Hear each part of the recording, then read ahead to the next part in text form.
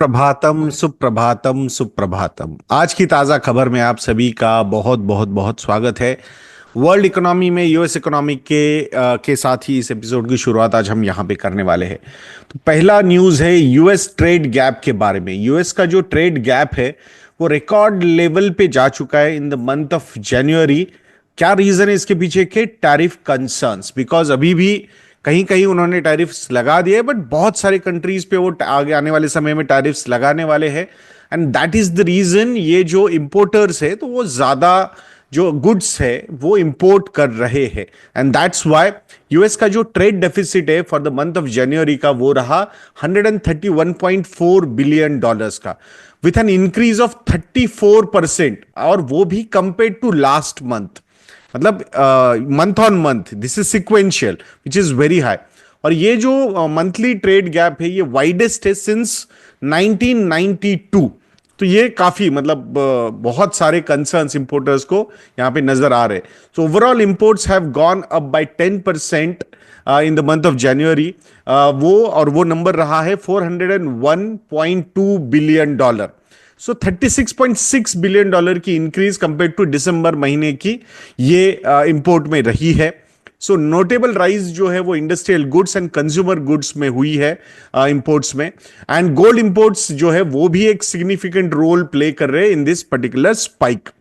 Export की growth की अगर हम बात करते हैं तो मॉडेस्ट एक्सपोर्ट ग्रोथ हुई है यूएस की तरफ से जो एक्सपोर्ट्स होते हैं, सो अराउंड 3.3 बिलियन डॉलर की। So the total exports number for the month of Jan was 269.8 billion dollar. So ये टैरिफ की जो अनसर्टेनिटी है, this is the reason why ये इंपोर्ट बिहेवियर चेंज हो रहा है या ड्राइव हो रहा है। सो बिजनेसेस मेजरली क्या कर रहे हैं? They are front loading their imports due to concerns over potential tariffs, कि भाई टैरिफ शायद बढ़ सकते हैं, तो भाई 2-3 महीने का या थोड़ा सा ज्यादा माल पहले ही मंगा लो, सो दैट स्टॉक पाइलिंग कर लेंगे वो। And at least for some months तो they are trying to secure their position. और ये जो इम्पैक्ट है ट्रम्प के ट्रेड पॉलिसी का जो इम्पैक्ट है, सो जो उन्होंने रेसिप्रोकल टैरिफ्स की बात की है, so with lot of other trading partners also. अभी तो उन्होंने सिर्फ कनाडा, मेक्सिको और चाइना पे ये नंबर्स या एक्शंस लिए हैं, बट आने वाले समय में आई थिंक यूरोप हो या फिर इंडिया हो या ईसा मतलब एशिया की अदर कंट्रीज हो, तो वहां पे भी ये इम्पैक्ट आने वाला है। सो प्रपोज्ड टैरिफ्स जो है सेमीकंडक्टर्स, ऑटोज और मेटल्स पे जो 25% उन्होंने लेवी किया है specifically on steel and aluminium, it is going to take effect soon. So और ये जनवरी मंथ में जो मेजर ट्रेड गुड यूएस का गुड्स डेफिसिट क्रिएट हुआ है वो चाइना और ईयू के साथ ही वाइडन हुआ है यहां पे। इकोनॉमिक एंड पॉलिटिकल इंप्लीकेशंस की अगर हम बात करते हैं, सो टैरिफ पॉलिसीज जो है they are seen as strategy to boost government revenues. The government के रेवेन्यूज उसकी वजह से बढ़ सकते हैं and they are trying to reduce the trade imbalance. सही में कितना होता है ये तो आने वाला समय ही बताएगा। ट्रम्प रेसिप्रोकल ट्रेड एक्ट और कितना हैवॉक क्रिएट करता है ये भी देखने जैसा होगा। फरवरी और मार्च महीने का ट्रेड डेटा जो है वो जब आएगा तो और ज्यादा ये कंसर्न सामने आ सकते हैं। नेक्स्ट न्यूज जो है वो यूएस की तरफ से ही है। यूएस वीकली जॉबलेस क्लेम्स के बारे में है। तो weekly jobless claims surprisingly they have dropped actually more than expected. So जो एक्सपेक्टेशन थी वो 2.35 लाख क्लेम्स की थी, बट एक्चुअली ये नंबर आया 2.21 lakh. So which has gone down by 21,000 अगर मार्च फर्स्ट एंडिंग जो वीक था उसकी अगर हम बात करते हैं, तो it is indicating a stable labour market despite economic uncertainties. और स्पेसिफिकली फेडरल लेऑफ्स जो हुए 62,242 जॉब कट्स अनाउंस हुए थे in the month of February across 17 federal agencies. So major cuts जो देखे गए थे वो वॉशिंगटन डीसी में ही देखे गए थे। And these layoffs are linked to Elon Musk department of government efficiency, DOGE ये जो डिपार्टमेंट है, तो वहां से ये सारे लेऑफ्स लिंक हुए हैं। Contractors are also affected by this and they are extending job losses to the private sector also. Federal reserve जो है वो काफी क्लोजली लेबर मार्केट को मॉनिटर कर रहा है। ऑलरेडी जो इंटरेस्ट रेट्स है unchanged at 4.25 to 4.5% in January. So they are monitoring the impact of tariffs and immigration policies also. So अभी जो एग्रेशन फेडरल रिजर्व के रेट कट में देखने की इच्छा पूरे मार्केट ने दिखाई थी। I think lot of uncertainties which are coming up, और स्पेसिफिकली टैरिफ्स की वजह से, ट्रेड वॉर्स की वजह से इन्फ्लेशन फिर से एक बार स्पाइक हो सकता है। इसकी तरफ भी फेडरल रिजर्व का काफी ज्यादा यहां पे ध्यान है। सो बाकी अब जैसे जैसे नॉन फार्म पेरोल्स जो है वो expected to rise by 1.6 lakh है, एंड अनएम्प्लॉयमेंट रेट स्टेबल रहेगा 4% पे। तो ये सारी चीजें, ये नंबर्स कैसे आएंगे उसके हिसाब से federal reserve will take actions. अब ईसीबी के बारे में बात करेंगे, European central bank.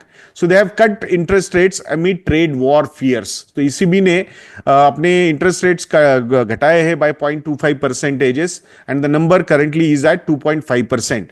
Majorly they are aiming for to boost the growth as eurozone economy remains weak. So economic concerns की बात करते हैं तो यूरोजोन ग्रोथ जो है वो स्टैग्नेट हुई है in the last 3 months of 2024, and the number was 0%। Inflation also went down to 2.4%, but economic uncertainty काफी ज्यादा है, टैरिफ वॉर्स के भी प्रेशर्स उन पे है, तो इन्फ्लेशन फिर से एक बार इंच अप हो सकता है, एंड दैट्स व्हाई उसके ऊपर भी ईसीबी को थोड़ा सा ध्यान रखना होगा। जर्मनी ने जिस तरीके से डिफेंस स्पेंडिंग में सर्ज किया है, तो that can fuel growth, but that will increase the inflation also, because ये जो बोरिंग रहेगी, मतलब एक्स्ट्रा बोरो करना पड़ेगा गवर्नमेंट को, और ये जो एक्स्ट्रा बोरिंग्स होते हैं they will have an impact on their overall macro economy which we can not deny. So अब ये न्यू बोरिंग प्लान किस तरीके से इंप्लीमेंट होता है जर्मनी की तरफ से, ये भी देखना बहुत इंपॉर्टेंट रहेगा। और trillions of euros now are going to spend over the next decade on policy shifts जो हुए हैं स्पेंडिंग की तरफ से, स्पेसिफिकली डिफेंस स्पेंडिंग, ये भी कैसे इंपैक्ट करता है ओवरऑल उनके फिजिकल मैथ को, ये भी देखना जरूरी होगा। फ्यूचर रेट डिसीजंस की अगर हम बात करते हैं तो ईसीबी में कंटिन्यू कटिंग रेट्स, और बाय एंड ऑफ 2025 ईसीबी के रेट्स जो है वो 2.5% से 1.5% तक नीचे जा सकते हैं, ऐसा डॉइचे बैंक का प्रेडिक्शन सामने आया है। मार्केट आउटलुक की अगर हम बात करेंगे तो investors are uncertain about the net impact of government spending versus trade war risks. So ECB is expected to remain flexible, majorly adjusting जो होगा वो जो नया डेटा आएगा उसके ऊपर ही एडजस्टमेंट वहां से हो सकते हैं। अब वर्ल्ड इकोनॉमी में चाइना के बारे में बात करेंगे। China criticises US tariffs and stresses economic resilience. So China ने यूएस के टैरिफ्स को रिजेक्ट किया है। मतलब रिजेक्ट क्या होता है, मतलब ultimately they are rejecting the policy, but they will have to implement it. Calls US tariffs, it is bullying, and they vows to retaliate if needed. They will retaliate. They will have to retaliate. They are open to negotiations, but and they want कि भाई mutual respect होना चाहिए। China की जो trade strategy है, they are main trading partner of 140 nations and 30+ free trade agreements China ने यहाँ पे किए हुए हैं। They are planning to expand global trade and e commerce. अब उसमें कितना सक्सेसफुल होते हैं ये भी देखना होगा। They are encouraging Chinese firms to seek global opportunities, मतलब बाहर जाके उन्होंने इन्वेस्टमेंट्स करने चाहिए, ऐसा चाइना को लग रहा है। सो दैट डिपेंडेंसी जितनी ज्यादा होगी चाइना पे उतना अच्छा रहेगा, because I think backward integration जो है वो काफी स्ट्रांग है, सप्लाई चेन्स वो काफी स्ट्रांग डेवलप कर लेते हैं inside China. Economic growth challenges are there. So forecast जो है वो 4.6 to 4.8% का रहेगा 2025 के लिए। चाइना का मतलब गवर्नमेंट का टारगेट 5% का है, विच इज मतलब जो एक्चुअल नंबर्स आएंगे वो बिलो दैट पर्टिकुलर टारगेट रहेंगे। मेजर स्ट्रगल्स क्या है चाइनीज इकोनॉमी में, तो एक तो रियल एस्टेट क्राइसिस बहुत बड़ा है, स्टॉक मार्केट भी जिस तरीके से स्लगिशनेस से स्लम्प रहा है तो उसने भी एक बहुत बड़ा इंपैक्ट क्रिएट किया है, एंड कंज्यूमर का जो कॉन्फिडेंस है वो काफी ज्यादा वीक है। तो ये सारे फैक्टर्स थोड़े से निगेटिवली प्ले आउट कर रहे हैं against Chinese economy. economy. Though recently government has taken policy measures to boost the economy, so government का जो action plan है specifically to stimulate consumer spending and investment, इसके जो results है वो hopefully आने वाले एक दो क्वार्टर में समझ में आएंगे, तो उस पर भी ध्यान देना होगा. They have increased their spending on social security, education and public health. They have given financial supports for local governments, specifically those governments which are facing debt issues. तो आई थिंक वो भी एक फैक्टर है जो overall economy को support कर सकता है. ट्रेड वॉर की अगर हम बात करेंगे तो चाइना क्लियरली बोल रहा है there are no winners in a trade war. They will counter US tariffs, but they seek dialogues to resolve disputes. So hopefully dialogues are very important. किस तरीके से ये सारी चीजें होती है, ये डायनामिक्स कैसे डेवलप होता है, ये आने वाले एक दो क्वार्टर में हमें समझ में आ ही जाएगा. अब वॉलमार्ट के बारे में बात करेंगे. Walmart is pressurising Chinese suppliers for price cuts amid tariffs. So ये जो टैरिफ हाइक्स हुए हैं, इसका नतीजा सीधा सीधा वॉलमार्ट पे भी होता हुआ दिख रहा है. So they are asking their Chinese suppliers कि भाई आप 10% का प्राइस रिडक्शन करो, but it is going to be very difficult because बहुत ही थिन प्रॉफिट मार्जिन पे Chinese players are working. Specifically kitchenware, clothing and other consumer good manufacturers पे ये इंपैक्ट बहुत ज्यादा हो सकता है. And Walmart is also finding it difficult. They are trying to, they have been sourcing goods at low cost, but अभी और लोग मतलब वो सप्लायर अगर कर ही नहीं पाएगा तो डेफिनेटली कहीं ना कहीं उसका इंपैक्ट जो है वो वॉलमार्ट को अपने प्रोडक्ट्स के प्राइसेस बढ़ाने पे करना पड़ सकता है, एंड उसका नतीजा इन्फ्लेशन बढ़ने पे भी हो सकता है. And that's why tariff war is not that easy. जैसे आप एक्सपेक्ट कर रहे हो कि भाई वहां से जो इंपोर्ट्स होंगे उस पे हम टैरिफ्स लगाएंगे, बट अल्टीमेटली एंड यूजर अगर कंज्यूमर आपका यूएस कंज्यूमर हो तो ultimately they will end up passing that particular cost on to the consumer, और कंज्यूमर पे वो कॉस्ट आएगी तो definitely inflation is going to be a problem. And that's why फिर से यूएस की 10 ईयर जिसे यील्ड जो है वो थोड़ी सी फिर से एक बार ऊपर जानी शुरू हो चुकी है. और वॉलमार्ट की अगर हम बात करेंगे तो these business challenges are going to have an impact on their sales. The sales will go little down and profits भी उसकी वजह से इंपैक्ट हो सकते हैं. So that's why geopolitical uncertainties are not good for multinational companies, and high interest rates and tariffs are going to affect their business strategy. अब Indian economy के बारे में बात करेंगे दोस्तों, जिसमें इंडिया के जीडीपी ग्रोथ के बारे में बात करेंगे. क्रिसिल की एक रिपोर्ट आई है, उसमें उन्होंने बोला है कि इंडिया की जो FY26 की ग्रोथ हो सकती है that could be around 6.5%. So despite US tariff uncertainties, क्या रीजन है उसके पीछे के? The growth will be driven by strong urban demand. Tax benefits जो गवर्नमेंट में ने दिए हैं ऑलमोस्ट 1 लाख करोड़ रुपीस का, जो मतलब इन अ वे लोगों मतलब टैक्स पेयर्स के हाथ में वो पैसा आया है, तो वहां से स्पेंडिंग हो सकती है, काफी ज्यादा बढ़ सकती है. डिस्पोजेबल इनकम बढ़ने की वजह से स्पेंडिंग काफी ज्यादा बढ़ सकती है. एंड ओवरऑल कूलिंग इन्फ्लेशन ये भी एक रीजन है कि ओवरऑल जीडीपी ग्रोथ 6.5% का हो सकता है, ऐसा उनको लगता है. मैन्युफैक्चरिंग सेक्टर बूस्ट काफी अच्छी रहेगी. Manufacturing sector is expected to grow at 9% from FY25 till FY31 for next 6 to 7 years. 9% CAGR पे मैन्युफैक्चरिंग सेक्टर ग्रो हो सकता है. लास्ट डिकेड में ये सेक्टर सिर्फ 6% से ग्रो हुआ था, बट गवर्नमेंट की का पुश PLI पे या फिर लॉन्ग टर्म सस्टेनेबल ग्रोथ अगर लानी है तो मैन्युफैक्चरिंग पे फोकस बहुत ज्यादा जरूरी है. और आशा करते हैं कि जिस तरीके से बैंक्स की बैलेंस शीट से, प्राइवेट कंपनीज की बैलेंस शीट से, तो वहां पे आई थिंक कैपेक्स जो है प्राइवेट सेक्टर का कैपेक्स काफी ज्यादा यहां से आगे बढ़ सकता है, ऐसी आशा तो है. लास्ट 12 मंथ्स में more than 10 lakh crore rupees का प्राइवेट सेक्टर का कैपेक्स हुआ है, which is quite encouraging number. और share of manufacturing in GDP की अगर हम बात करते हैं, so it will rise to around 20% in this year, ये जो खत्म होगा अभी FY25 में. So that is also very positive. Economic resilience factors की बात हम अगर करेंगे तो low current account deficit and external debt जो है वो काफी ज्यादा स्टेबिलिटी प्रोवाइड कर रहा है. फॉरेक्स रिजर्व्स भी काफी ज्यादा स्ट्रांग है हमारे. सो पॉलिसी फ्लेक्सिबिलिटी इज ऑल्सो वहां पे रहेगी हमारे पास. Though there will be global uncertainties, but strong forex reserves offer policies flexibility. Inflation and interest rate outlook की अगर हम बात करते हैं तो food inflation is cooling, overall inflation उसकी वजह से नीचे रह सकता है FY26 में, and that is giving a case for more rate cuts. तो RBI may cut interest rates by 50 to 75 basis points, but दो एक्सटर्नल फैक्टर्स आर देयर जिस पे डिपेंडेंसी रहेगी. इंफ्रास्ट्रक्चर एंड इंडस्ट्रियल कैपेक्स की ग्रोथ की अगर हम बात करते हैं तो capex to rise significantly due to PLI schemes, और कैपेसिटी यूटिलाइजेशन भी काफी अच्छा हो रहा है. तो वो भी एक रीजन है कि नई कैपेसिटी ऐड करने के लिए private companies can do more capex. Sectors like electric vehicles, semiconductors and electronics जो है वो काफी बढ़िया तरीके से इंडस्ट्रियल ग्रोथ को ड्राइव कर सकते हैं. दो I think all those opportunities comes with challenges and risks. So US की टैरिफ की जो है वो मेजर इंपैक्ट रह सकता है एक्सपोर्ट्स पे, एंड उसकी वजह से करंट अकाउंट डेफिसिट भी बढ़ सकता है.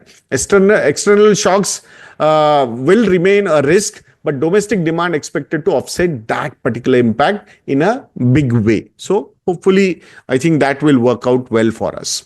नेक्स्ट न्यूज जो है वो आरबीआई की तरफ से. RBI aims to ensure banking liquidity surplus. अभी हमने देखा RBI is going to purchase 1 lakh crore rupees in bonds over the period of next 2 weeks, और $10 बिलियन का फॉरेक्स स्वैप भी उन्होंने प्लान किया है, majorly to increase rupee liquidity. Objective क्या है? To ensure the liquidity surplus to help banks pass on the rate cuts. ये जो अभी आरबीआई ने रेट कट किया है, बट बैंक्स ने अभी तक वो रेट कट पास ऑन नहीं किया है. क्यों नहीं किया है? क्योंकि banks are facing liquidity problem. So इसीलिए लिक्विडिटी सरप्लस क्रिएट किया जा रहा है. तो अगर लिक्विडिटी सरप्लस रहेगा बैंक्स के पास available, so then they can pass on the rate cuts. So I think effective monetary policy transmission facilitate करने के लिए आरबीआई ये पर्टिकुलर चीज कर रहा है. बॉन्ड यील्ड्स जो है वो भी थोड़े से ईज हुए by 2 basis points, and the number 10 year जिसे जो थी 2034 वाला benchmark bond yield is at 6.68%. Dollar rupee forward का जो प्रीमियम है वो भी 14 बेसिस पॉइंट से यहां पे नीचे गया है. That is also positive news for रूपी स्पेसिफिकली, बिकॉज रिसेंटली हमने काफी ज्यादा डिप्रिसिएशन रूपी का देखा था. सो मॉनिटरी पॉलिसी स्ट्रेटेजी जो है आरबीआई की, it is shifting towards surplus liquidity mode, and rate cut cycles तो वो कंटिन्यू करने ही वाले हैं. They are aiming to steepen the yield curve so that it will ultimately benefit corporate debt markets. तो कॉर्पोरेट ने भी मार्केट से, कैपिटल मार्केट से पैसा उठाना चाहिए. तो उसके लिए ये सारी फैसिलिटी डेवलप की जा रही है.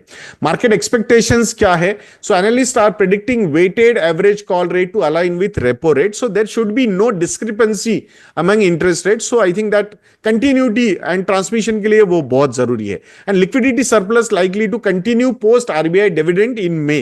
सो आरबीआई जो डिविडेंड देगा गवर्नमेंट को, so I think liquidity surplus उसके बाद भी कंटिन्यू रहेगा, ऐसा माना जा रहा है. अब इंडियन ऑयल इंपोर्ट्स के बारे में बात करेंगे. इंडिया रशियन ऑयल इंपोर्ट्स जो है वो सिंस यूक्रेन वॉर जो नंबर है वो 1.5 लाख करोड़ रुपीस का है. अगर डॉलर टर्म्स की बात करते हो तो $121.59 बिलियन के ऑयल इंपोर्ट्स हमने रशिया से किए हैं since February 2022. That is since the war, Ukraine Russia war start हुआ है.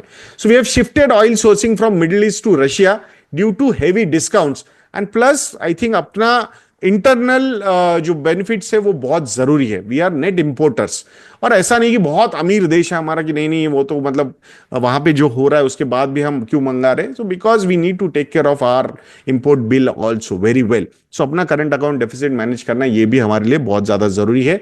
That's why when Russia was offering very good discounts, तो जहां पे रशियन ऑयल का जो शेयर था इंडियन इंपोर्ट्स में, that was less than 1% prior pre-Ukraine Russia war. Now it is almost at 40%. So February month में जो imports थे वो 1.48 million barrels per day थे, though it was slightly lower than 1.67 million barrels per day in January. तो ये कम क्यों हुआ है?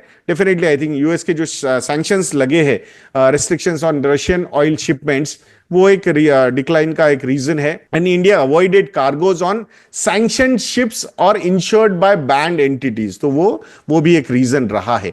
Earlier Russia used to give us discount of $18 to $20 per barrel. Now this particular discount has shrank down to less than $3 per barrel. तो ये भी एक reason है. धीरे धीरे I think we are shifting to other countries also. But ये जो lower import cost जो थे अपने ऑयल के, it has actually helped India's refining industry.